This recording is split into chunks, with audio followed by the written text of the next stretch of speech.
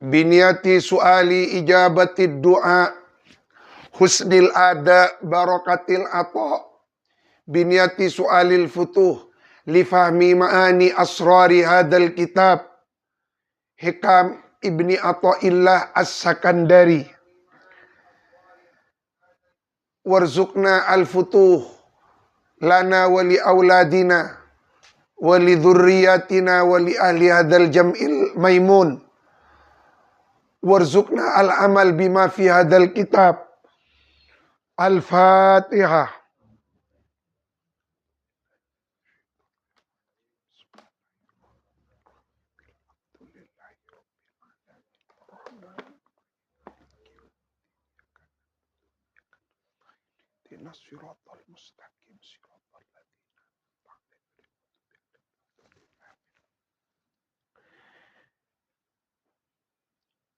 Qala al-imam imamul arifin qudwatul wasilina wal musilina ilallah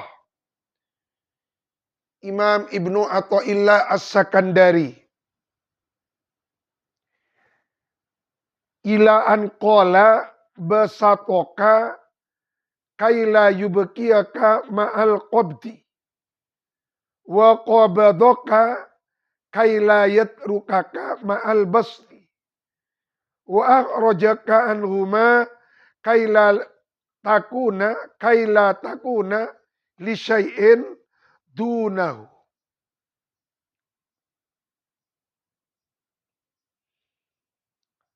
Sebelum kita mengaji hikam nomor yang ke-80 ini, di dalam makalah yang ke-80 ini ada dua istilah yang harus kita ketahui terlebih dahulu.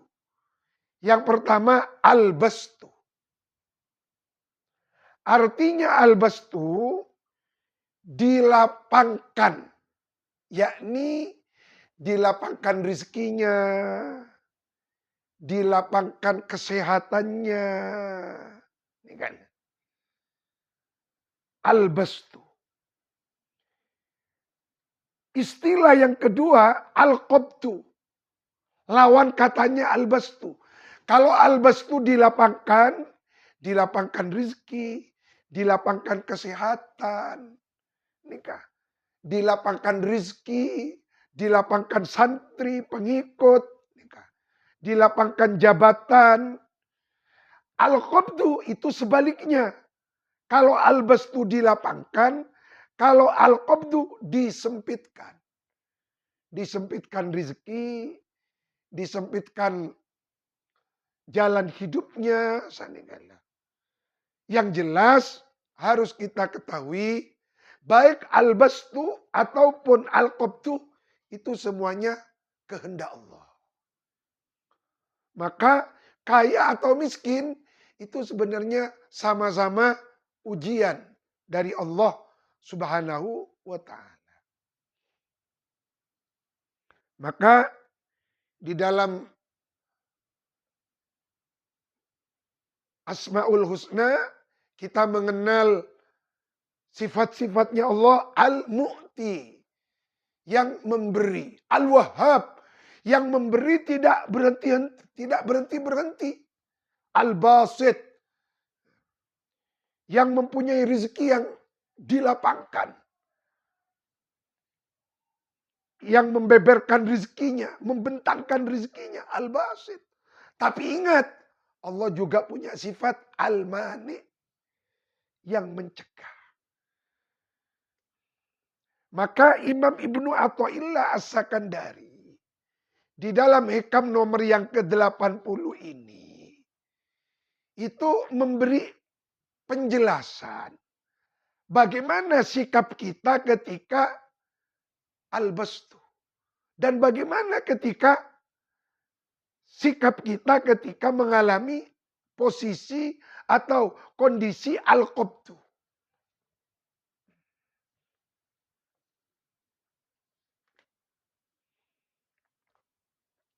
Besatoka, melapangkan. Besatoka, melapangkan. siapa Allah kepada Anda. Melapangkan rezeki, melapangkan harta, melapangkan kenikmatan hidup, beri pengikut, beri santri banyak, jabatan-jabatan yang strategis. Kak Dinto termasuk besatoka.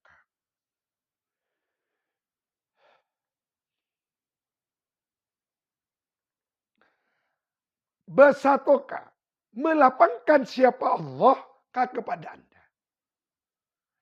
Apa tujuan Allah melapangkan? Kaila yubkika. Agar supaya la yubki tidak terus menerus menetapkan siapa Allah kepada Anda ma'al qabdi beserta keadaan disempitkan. Jadi ibri raceke si kempang, ibri kaudien si nyaman, supaya pun apa? Tidak terus-menerus berada di dalam tekanan, kegelisahan, kasosaan. Maka ibri jemper ben Gusti Allah Subhanahu wa taala. Wa qabadoka. Dan lalu menyempitkan siapa Allah kepada Anda. Tak mungkin orang ini gak odiin nyaman terus. Tak mungkin. Selama odi neng itunya. Tak mungkin odi ini gak nyaman terus. Bahkan orang yang paling tinggi derajatnya di sisi Allah. Siapa yang paling tinggi? Para anbiya, para mursalin. Beliau-beliau itulah manusia yang paling banyak ujiannya. Maka jangan pernah mempunyai anggapan bahwa orang yang miskin tidak diridhoi Allah, yang kaya itu yang diridhoi Allah. Salah. Berarti kita ngaji tasawuf nih. Wa qabadoka. Dan menyempitkan siapa Allah kepada Anda. Kepada kita. Masa sehat terus. Punten. Ibri penyakit. Bahkan dalam hadis ini harus kita ketahui. Dalam hadis. Baginda Rasulullah ketemu dengan seorang pemuda. Ditanya akibat Gusti Kanjeng Nabi. Wahai pemuda. Apakah engkau pernah sakit? Maka dengan sombongnya pemuda itu berkata kepada Rasulullah. Saya Rasulullah orang yang tidak pernah sakit. Wulan tak pernah sakit. Gerges tak pernah. Ibu orang kak ditonyinglah Rasulullah ada. Kalau kamu ingin tahu seperti siapakah calon penduduk neraka, lihatlah orang tadi. Jadi apa nih kayak beri penyakit. Ini kak dianggap Gusti Allah tak belas kabar. Abah ini kayak beri penyakit supaya mensyukuri betapa nikmatnya sehat. Tuh engkau sakit. Gara-gara sakit pas tak bisa. Nah ini supaya abah ini kau ninggal mahalnya nikmat sehat. Karena muntah beri sakit tak nyukuri nikmat sehat. Nah, ini kan. Wa qabadoka. Dan menyempitkan siapa Allah kepada Anda. Apa tujuannya Allah menyempitkan? Pasar tracekin. Beri penyakit ben Gusti Allah. Kailayat rukaka. Agar supaya tidak membiarkan. Meninggalkan artinya membiarkan siapa Allah kepada Anda ma'al basti. Beserta terlena dalam keadaan dilapangkan. Wa rojaka dan mengeluarkan siapa Allah kepada Anda anhuma dari keduanya albastu wal qabtu kaila takuna agar supaya tidak ada siapa Anda lisain kepada sesuatu dunahu selain Allah. Supaya abad nikah tidak tergantung kepada albastu wal qabtu. Supaya abad ini kak gentong cuma kak Gusti Allah. Itu tujuannya. Maka yang harus dicatat. Allah memberi kita al-bastu. Ingat al-bastu. Apa? Dilapakannya rizki, kesehatan, terus diberi santri, pengikut, diberi haibah, karisma ini. Nikah itu agar supaya kita tidak terpenjara dalam kesedihan. Maka kita harus ingat ketika kita diberi nikmat sehat, ingat itu titipan Allah. Nikmat sehat itu titipan Allah. Kaya titipan Allah. Kaya titipan Allah. Sehat titipan Allah. Nikmat hidup titipan Allah. Jangan sampai lupa ke Gusti Allah. Jangan sampai al-bastu yang Allah berikan kepada kita. Kekayaan, kenikmatan yang Allah berikan kepada kita. Membuat kita terlena. Ini katujuan. Dan sebaliknya, terkadang kita oleh Allah diberi al-qabdu, disempitkan, disedihkan. Pas selesai ki, kadang bila beri penyakit nih kak, nyongaronyo misalnya, sakit gigi, beri napa lino, Allah, apa jeng bayi cek nih kak keteng misalnya. Apa tujuannya? Agar supaya kita tidak terjerumus pada euforia al-bastu. Euforia, kegembiraan, dan kesenangan yang menyebabkan ujub. Berbangga diri. Maka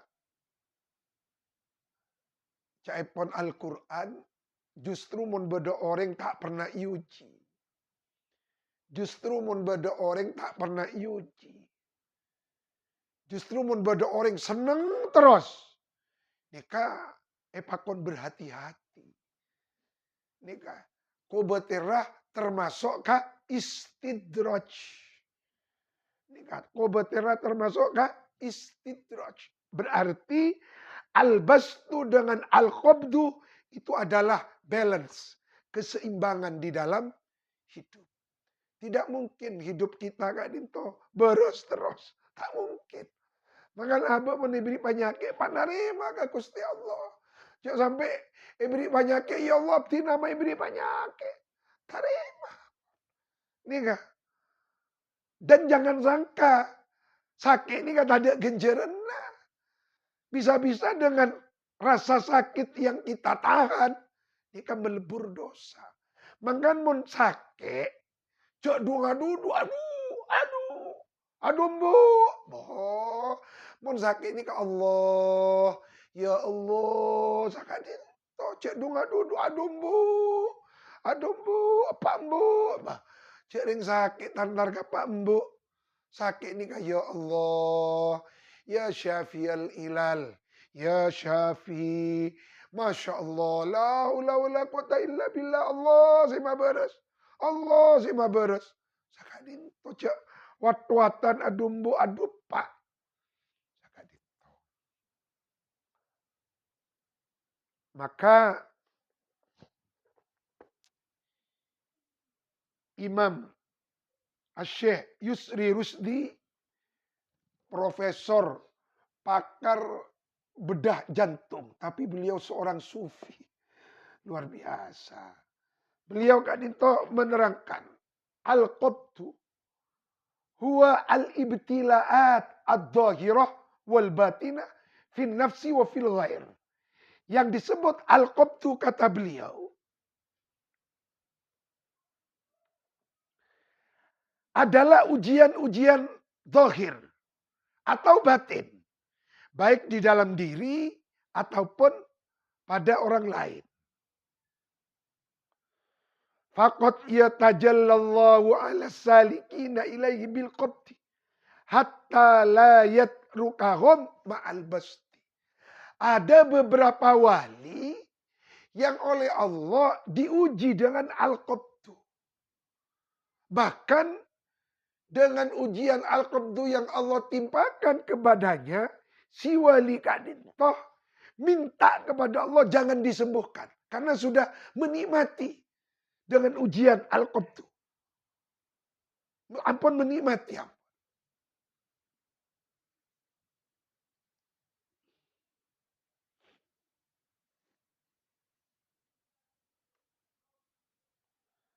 Salah satunya, salah seorang sahabat Rasulullah. Kalau tidak salah, napa Hudzaifah bin Yaman. Beliau Kak Dinto sakit bertahun-tahun sehingga buang air kecil, air besar di tempat tidurnya. Tapi malaikat tiap malam berduyun-duyun turun. Namuika sahabat Hudzaifah ibnul Yaman. Lalu ada orang datang kepada beliau.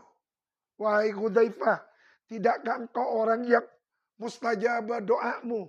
Mengapa engkau tidak berdoa minta sembuh kepada Allah? Apa jawabnya beliau? Aku malu minta sembuh kepada Allah. Jangan-jangan kalau aku diberi kesembuhan, tidak ada lagi malaikat yang datang kepadaku. Jadi dalam keadaan al-qabdu, beliau kadinto menikmati ujian yang Allah timpakan kepadanya. Tentu ini bukan kelas kita. Ada juga ceritanya Imam Abu Yazid Al-Bastami. Imam Abu Yazid suatu ketika menemukan seorang hamba Allah yang terpotong tidak punya tangan. Dia juga buta. Dia juga tuli. Dia lemah. Tidak berdaya. Lalu kemudian lewatlah Imam Abu Yazid Al-Bastami. Duh, macik ni serai ki ka orang kadin. Pon tandi soko, tandi tanah, masih buta, betul na iput karuput lala, tuh macik ni serai. Pas aja wap orang ni kan. Padahal Imam Abu Yazid cuma akan. Wahai Abu Yazid, tidak perlu engkau mengasihi aku. Aku sudah ada yang mengasihi. Yaitu yang engkau cintai, yang menciptakan engkau itulah yang mengasihi aku. Aku dalam keadaan seperti ini, aku sangat menikmati. Tangercut Imam Abu Yazid. Lalu bertanya, wahai rajul, engkau dalam keadaan seperti ini kok masih bersyukur? Tidakkah Allah masih memberikan iman kepadaku? Jawab. Tidakkah Allah masih memberikan kenikmatan aku bisa menyembahnya? Allah. Maka abah ibri ujian sakoni pon agerunggung pon tak kuat protes. Ini yang tidak boleh.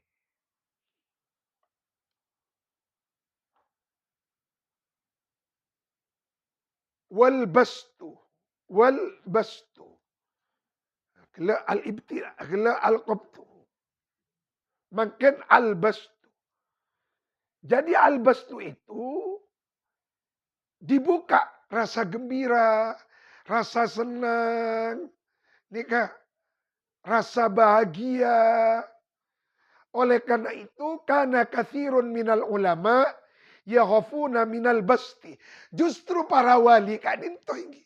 Justru para wali itu lebih khawatir ketika berada dalam keadaan al-bastu. Ketika dalam keadaan bergelimang harta, nikah para wali justru itu khawatir.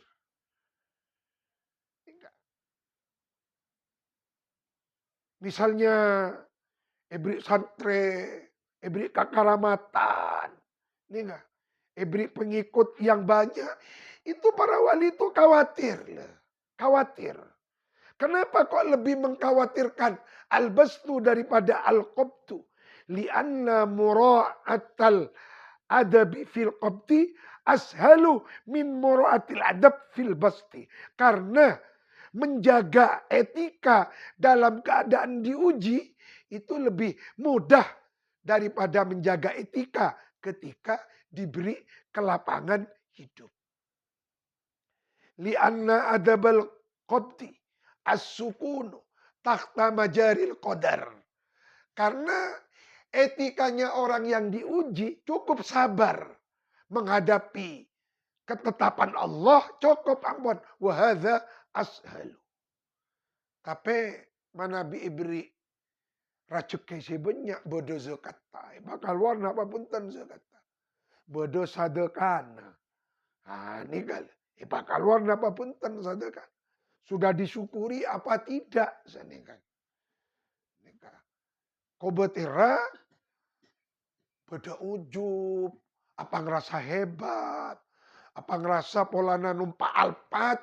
Kiai senumpak Avanza. Oh ibu benatang kelas lah. Ini kamu. Ini gugur sudah di hadapan Allah. Nah, ini enggak. Kenapa? Karena dia diberi albastu. Maka kita tidak boleh menginginkan apa yang diberikan Allah kepada orang lain. Apa yang diberikan Allah kepada kita. Seperti yang diterangkan dengan pengajian tafsir Jalalain. Panerima. Maka Nabi Yusuf Kak Dinto, Masya Allah. Beliau diberi al-qabdu oleh Allah. Berat ujiannya. Eka dengki bareng taritanna. Maka dengan tipu muslihat saudara-saudaranya, dibawalah Nabi Yusuf. Karena taritanna ni apa ngerasa coba. Nabi Yusuf perak si genteng. Maka orang memberi kelebihan. Pasti maksudun. Maka mau nanti nikmat cek kabela kau orang. Sabalik kamu nanti kasusahan cek kabela kau orang. Curhat itu hanya kepada Allah. Bukan curhat di media sosial. Bukan curhat di status kita. Maka coba tiru Nabi Yusuf. Ketika Nabi Yusuf dibuang ke sumur. Lalu kemudian di sumur beliau seorang diri. Kepada siapa beliau mengadu? Napa cepon Nabi Yusuf di dalam Al-Quran. Surat Yusuf ayat 86. Innama asku bathi wa ghuzni ilallah. Coba cek. Surat Yusuf ayat 86. Innama sesungguhnya asku mengadukan siapa aku. Bathi wa ghuzni. Bathi artinya wa ghuzni. Kesusahanku, keberadaan ya Allah. Kami hanya curhat, mengadukan ilallah. Wa a'lamu minallahi ma la ta'lamu. Jadi adabnya orang yang berada di dalam posisi al-qabdu adalah curhat kepada Allah. Mengadukan bathi wa huzni kepada Allah. Seperti yang dicontohkan Nabi Yusuf. Dan tetap tumaknina, tetap tenang. Tetap tenang, narema takdir Allah. Beberapa hari yang lalu, saya terpesona dengan ceramahnya Al-Mukarram Kiai Haji Hasan Abdullah Sahal. Pengasuh, salah seorang pengasuh pondok pesantren modern Gontor. Beliau itu di Gontor ada 3 serangkai di Gontor itu. Nah, ketika yang kemarin wafat, Profesor Dr. Kiai Haji Amal itu wafat. Beliau itu kehilangan. Lalu beliau menyampaikan, saya kalau ingat musibah ini, ingat musibah yang menimpa anak saya. Jadi beliau itu punya anak, hafizul Quran. Cerdas, pandai, hafid Quran lagi. Tapi wafat, masih muda wafat. Kan iman. Apa kata beliau? Saya hanya bisa berencana, ternyata rencana Allah yang terjadi. Saya hanya bisa menulis di bumi, ternyata yang terjadi apa yang ditulis oleh Allah di lauh mahfuz. Oleh karena itu, hidup jalani seperti air yang mengalir. Jalani takdir Allah nikah. Nikah ibri sehat, seneng, alhamdulillah. Kunaki ibadah. beri sakit. Supaya abah ni ingat. Cak saya beri penyakit ni ke Allah. Ni kah mulai buat lamban nyaman. Pira beri sakit gigi. Saare pun agurunggung. Seakan-akan abah pun orang yang paling sakit. Tak ingat. Orang mun beri penyakit. Tak ingat betul sehat. Mengkan abah ni kah mengadunya itu kepada Allah. Jangan suka mengadu di media sosial. Terutama jangan suka mengadu di status. Jangan. Tirulah Nabi Yusuf. Innama asku bathi wa huzni ilallah. Sesungguhnya aku hanya mengadukan kegelisahanku, kesedihanku hanya kepada Gusti Allah Subhanahu wa ta'ala. Idzan, oleh karena itu kata Profesor Dr. Yusri ketika beliau mensarai hikam nomor yang ke-80 ini, dawaul makbut, obatnya orang yang disedihkan, obatnya orang yang disempitkan hidupnya oleh Allah adalah syuhudu tauhid. Tauhid. Jadi kata Kiai Hasan Abdullah Sahal, ini adalah tauhid kelas tinggi. Ibri anak cerdas, hafal Quran, kok diambil masih muda. Apa mau benih tauhid? Apa pelajarannya? Semuanya bukan milik kita. Kita tidak punya apa-apa. Semuanya milik Allah. Maka kalau kita diberi istri, istri bersama kita, diberi anak bersama, jangan lupa syukuri. Ini alhamdulillah. Betapa banyak di antara kita, si laki bedai Malaysia, si bini bedai Saudi, tidak bertemu. Jadi kalau kita diberi nikmat kumpul dengan satu keluarga, nikmat yang luar biasa. Tekapun cukup ningangakan buja capi karupok nama caocan. Sepenting apolong berkeluarga nikmat, tidak ada yang diambil. Itu adalah al-bastu yang Allah berikan kepada kita. Yang kedua, obatnya orang yang sedang disedihkan hatinya, disempitkan hidupnya, agar supaya kita itu merasakan tidak ada selain Allah. Lenyap. Yang ada hanya Allah. Sibada Gusti Allah. Maka abak pabanyak atua ke Gusti Allah. Pabanyak nyon ke Gusti Allah. Nikah. Supaya abak nikah istirahat. Kita selama ini mungkin terlalu sibuk. Nikah. Kadang-kadang aguli. Kok mah tak pernah sakit ya. Tak gengi. Akhirnya bila beri banyak baru tahu bahwa sehat dari Allah, sakit juga dari Allah. Maka ketika diberi nikmat sehat, nikmat hidup, jangan takabur. Maka tata keramanya orang yang diberi albastu adalah kaful jawareh anituyan.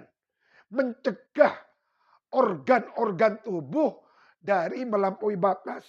Jangan sampai kunaki kangkui amaksiat, kunaki kangkui ibadah. Inilah pelajaran penting dari hikmah yang ke-80 bahwa kita dalam hidup itu hanya punya Allah. Tidak punya selain Allah, hanya punya Allah. Maka hanya kepada Allah lah kita mengadu. Maka hanya kepada Allah lah kita curhat. Maka hanya kepada Allah lah kita berdoa. Terus kami dapat pelajaran. Orang itu berdoa kalau ingin diterima. Di antara syarat-syaratnya diterimanya doa, ketika berdoa harus mengangkat tangan. Mengangkat tangan, tangan lurus dengan bahu. Ya Allah, tetijak sampai atua. Rabbana. Nikah. Tidak bisa kata macam dari Tuhan nabai. Tanang ngai nggak sih tak pati buto Gusti Allah. Maka kalau ingin diterima zakat itu. Rabbana atina fid dunya hasanatan wa fil akhirati hasanatan wa qina adzabannar. Semoga Allah senantiasa menganugerahkan bimbingan hidayat taufiknya kepada kita. Sehingga kita senantiasa berubudiyah kepada Allah. Senantiasa menghambakan diri kepada Allah. Dalam hadis riwayat Imam At-Tabarani. Dalam hadis riwayat Imam At-Tabarani. Dalam kitab Al-Mu'jamul Kabir. Diterangkan Allah mengutus beberapa malaikat disertai malaikat Jibril. Datang kepada baginda Nabi Agung Muhammad SAW. Lalu kemudian malaikat itu berkata kepada Rasulullah. Ya Muhammad. Aku diutus oleh Allah kepadamu untuk memberikan dua pilihan. Pilihan pertama, Allah memberikan pilihan kepadamu. Engkau oleh Allah akan diberi pangkat abdan, nabiyan abdan. Nabi tapi menjadi hambanya Allah yang sejati. Atau engkau lebih memilih pilihan yang kedua, abdan malikan. Atau pilihan yang kedua, nabiyan malikan. Nabi sekaligus menjadi raja. Seperti Nabi Sulaiman. Kalau Nabi mau, Rasulullah melebihi Nabi Sulaiman. Melebihi Nabi Daud. Lalu kemudian baginda Nabi iltafata ila Jibril. Menoleh kepada malaikat Jibril. Minta petunjuk. Kal mustashir. Minta saran. Mana yang harus aku pilih? Katanya malaikat Jibril, anta wadha. Pilihlah yang pertama. Nabiyan abdan. Karena Rasulullah memilih Nabiyan abdan. Karena inilah baginda Nabi di Isra Mi'rajkan. Maka kalimat yang dipakai oleh Allah. Subhanalladzi asra bi abdi. Bukan bi nabi. Bukan bi rasul. Berarti pangkat tertinggi di hadapan Allah bukan pangkat nabi, bukan pangkat rasul, apalagi raja. Tapi pangkat menjadi hamba sejatinya Allah. Oleh karena itu, abad ni kang ngacihekam supaya berupaya derma bisa sampurna menjadi hambanya Allah yang benar-benar menghamba kepada Allah. Tetapi kan semuanya hamba Allah, iya. Permasalahannya benar-benar menghamba atau tidak. Mudah-mudahan Allah membimbing kita menjadi hambanya Allah yang benar-benar menghamba kepada Allah. Kita diberi ilmu untuk menghambakan diri. Diberi akal untuk menghambakan diri. Diberi mata, telinga, organ tubuh yang sehat. Diberi rezeki untuk menghambakan diri kepada Allah. Semoga manfaat, barokah, al-Fatihah.